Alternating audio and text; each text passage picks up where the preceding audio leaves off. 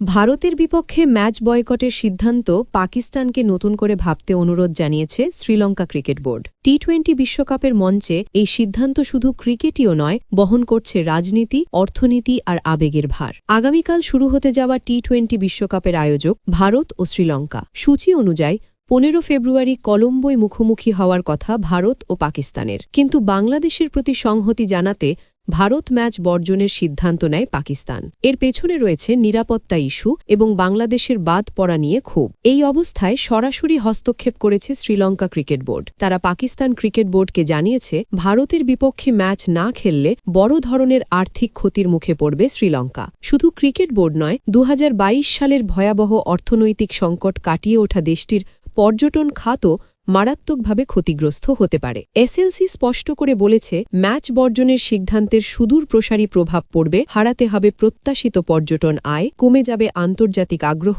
ক্ষতিগ্রস্ত হবে ক্রিকেটের বৃহত্তর স্বার্থ।